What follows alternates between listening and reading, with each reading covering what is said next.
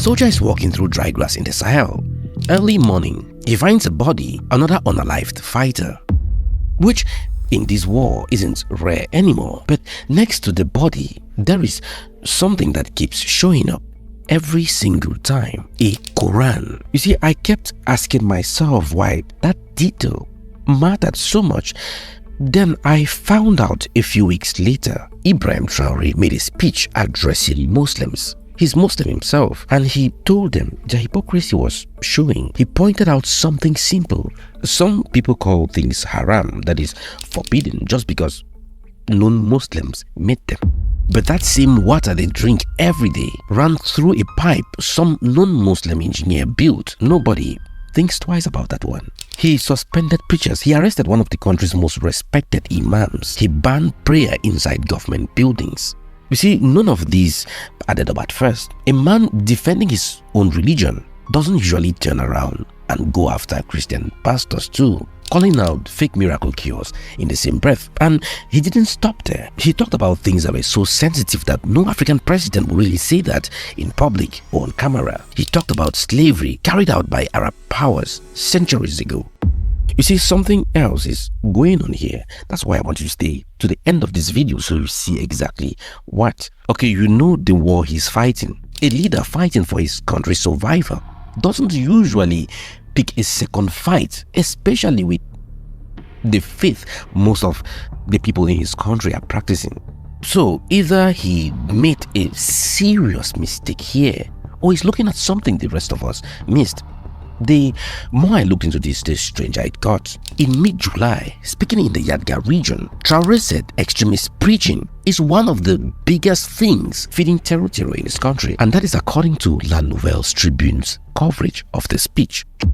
Traoré said, according to his intelligence in Burkina Faso, that plenty of imams in Burkina Faso are preaching messages that help radicalize the youth, and every one of them spreading that kind of message gets suspended, no exceptions. That is not a philosopher talking. That is a commander whose own soldiers keep finding religious texts in insurgent camps. For him, the ideology and the war are the same fight, just wearing two different uniforms. And this isn't abstract. Terror groups in this region have unalived civilians and called it justified by the religion, something the vast majority of Muslim scholars reject outright. Some of these groups even say anyone who leaves Islam should be unalived. Others have destroyed centuries-old Sufi shrines, historic Islamic sites in Mali, torn down because a fringe group called them idol worship. Then I found something almost nobody was talking about.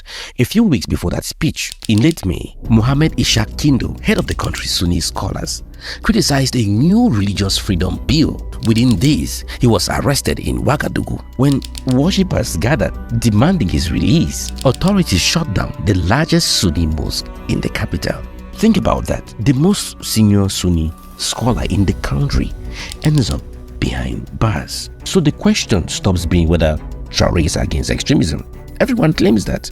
The real question is who decides what counts as extreme and what happens to the people who disagree with the definition. That completely changed how I understood the story, because here is what is sitting underneath it. Across West Africa, Gulf money, mostly Sunni money, has funded mosque, imam training and religious scholarships for decades. Local imams in Burkina Faso look up to that model. Then, something surprising again struck me. Traoré said, according to the Daily Trust reporting, that his government is trying to bring home over 800 Burkina-based students studying religion in Arab countries, a country that should be training engineers, studying religion in other countries. Traoré is the president of Burkina Faso. His own embassies couldn't even tell him what these students are studying exactly and how they left. The embassies don't have a trace of how they left Burkina Faso and why they even left. 800 citizens, and their own governments can't say what they are learning exactly. 800 of them studying in Arab countries. Traoré went further and said he's going to make them come back, and if they refuse to come back, they are going to lose their citizenship, whether they are born in Burkina Faso or not. they are going to lose their citizenship. What kind of president threatens his own citizens over a school transcript he can't even read? So this reads like a government trying to shut a door it doesn't fully understand in a country already bleeding from a war.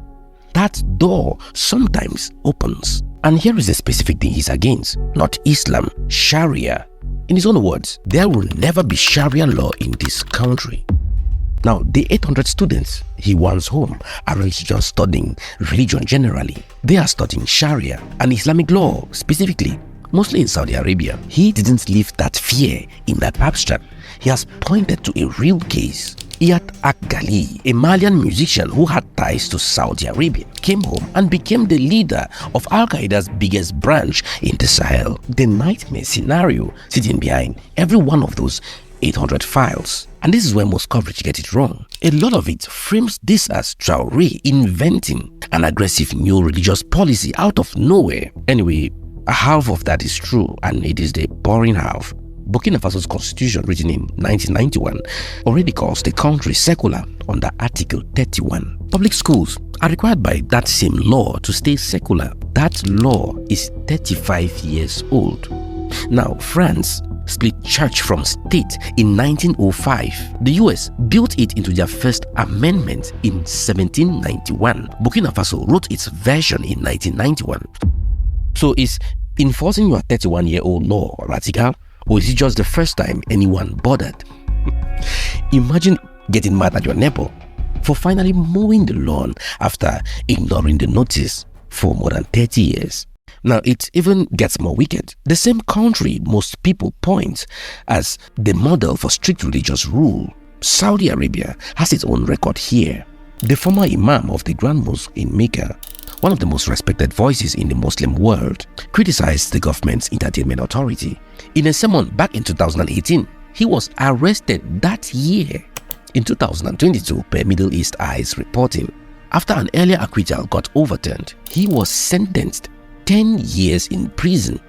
A Saudi imam gets a decade in prison for criticizing a concert policy, and people call Burkina Faso authoritarian for suspending preachers accused by its own government of feeding a war that's already unalived thousands of people.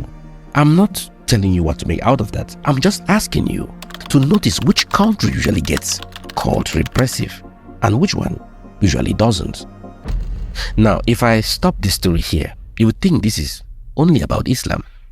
That would be the lazy, easy answer. Traoré didn't stop at Islam. He called out extreme practices inside some Christian communities. Some fringe churches teach that going to hospital shows weak faith, that prayer alone should cure life-threatening illnesses. Many people have been unalived because of that belief. Some other preachers sell blessed handkerchiefs, saying that it creates wealth and treats all kinds of diseases, and charging desperate people for it. One leader claims to speak for God, and the funny thing is that nobody is allowed to question him. In some cases, members of the same family cut off relatives who don't believe in the same way. Followers hand over property. I remember in one situation where one lady carried 10 million francs, her husband's money, and went and gave to her pastor. You can imagine that. You can imagine that. In a system where we need, anyway, I'm not saying that giving to the church is bad, but we need to think. That's what Ibrahim Traoré is saying here. Use your brain. What kind of teaching makes you not to be logical? So Ibrahim Traoré's fight is a fight against unchecked authority hiding inside religion. The kind that tells you to stop thinking and just obey. You see, there is a saying across West Africa, a chicken that forgets who raised it forgets where its eggs came from. Meaning, people can be talked out of remembering their own roots if someone tells the story convincingly enough. That's exactly the weak spot extremist preachers exploit on both sides of the religious aisle. You see, none of all this happened by accident. Long before the French colonial rule, the Sokoto Jihad in the early 800s swept through West Africa and replaced existing African kingdoms with new Islamic rule. Then missionaries arrived behind colonial administrations.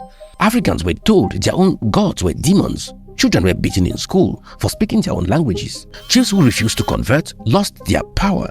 Systems that held communities together for centuries got called witchcraft overnight. You see, I want to ask you something here, not to score a point, just because it's honest. Think about families across the Sahel today. Did their grandparents actually choose this faith freely? Or did they end up with it because it came with survival? Because of which colonial line their village happened to fall on? Now, every major civilization kept and grew its own belief system. China did, Europe did. Africa has got taken apart twice. Once by the Sokoto expansion, once by colonial missionaries. A lot of fighting across the Sahel and northern Nigeria right now still runs through those same old cracks. Now, this is the real weight sitting behind Traoré's speech. He isn't just handling a security problem in 2026. Traoré is standing at the end of a 500-year argument over who gets to define Africa's spiritual identity. For once, an African leader is holding the pen. So what's he actually building? He wants Burkina Faso to fund its own religious education, so imams and pastors stop depending on foreign money. With his own agenda, he wants approval required before students leave to study abroad. And underneath all of this sits one argument he keeps repeating. His country needs engineers, scientists, and builders, not another generation shipped abroad to learn ideology nobody at home can even name. Now, before you walk away, this is what I want you to sit with. A generation of Africans raised to build things is a much harder target for extremist recruiters than a generation raised only to memorize grievances. Radicalization needs idle hands and unanswered anger to work with. Give people something real to build, and you starve the whole pipeline at the root, instead of arresting its middlemen, one imam at a time. So go back to where we started. A Quran next to a body in the bush. A president who shares that same faith, standing up and telling his own people their hypocrisy is showing. Underneath all of this sits a fight over who controls the story religion tells. Money crossing borders quietly for decades. 800 citizens nobody can fully account for. A law that sat untouched in a drawer for 35 years. A wound that opened long before any one of us were born. Now, here is the bigger question, way beyond Traoré. Africa's belief system got taken apart, once already by outside power. So what makes anyone think it can't happen again quietly? Through a scholarship, a sermon, a bank transfer, no one is watching. Now, if that's true, the real work isn't picking a side in this argument. It's building the schools, the universities, the local funding that makes sure the next chapter of Africa's story is written by Africans on purpose instead of whoever is paying that month. So tell me in the comments, can local funding for religious education actually work? Or does it just swap one kind of control for another? I read every single comment. See you in my next video. And before I go, I want to thank all of you who are members on this channel. If you have not joined our membership, I don't know what you're waiting for. Every single video that I make on this channel has an additional layer of analysis that is exclusively accessible for members. See you in my next video. Bye.